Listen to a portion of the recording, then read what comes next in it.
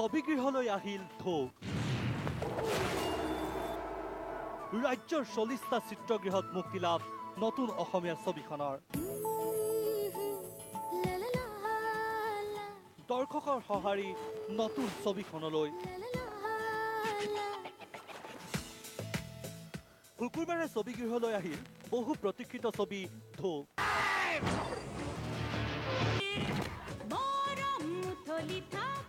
প্ৰায় 1 কোটি টকাৰ বাজেটেৰে নিৰ্মাণ কৰা ছবিখন মুক্তি পালে ৰাজ্যৰ 40টা ছবিগৃহত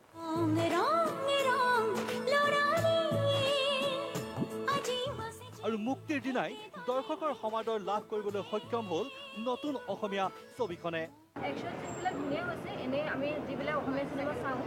তাতকৈ অলপমান বেলেগ হৈছে আৰু ধুনীয়া হৈছে আৰু বিগ বাজেটৰ মুভি বুলি গম পাই দেখিলে চিনবিলাক বহুত কষ্ট কৰিছোঁ ওপৰতে মই ৰিকুৱেষ্ট কৰিছোঁ চব অসমতে চাবলৈ আহিব লাগে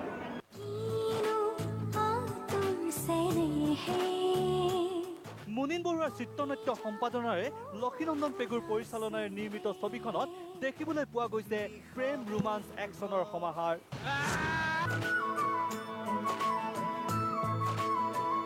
ছবিখনৰ সংগীত তথা অভিনয়ে সকলোকে আকৰ্ষিত কৰা দেখা গ'ল ছবিখনৰ মুক্তিৰ প্ৰথম দিনাই লাগিলে চিনেমাখন চাই পেলাই আজি বহুত দিনৰ পিছত ইমান ভাল এখন চিনেমা চাইছোঁ খুব ভাল লাগিছে মানে আৰু মই আশা কৰোঁ যেন সকলোৱে আহক ফেমিলি লৈ আহক আৰু এখন চিনেমা উপভোগ কৰক অসমীয়া চিনেমা উৎসাহ পাব এনেকুৱা চিনেমা কৰিলে ৰাইজে মানে ল'ব লাগে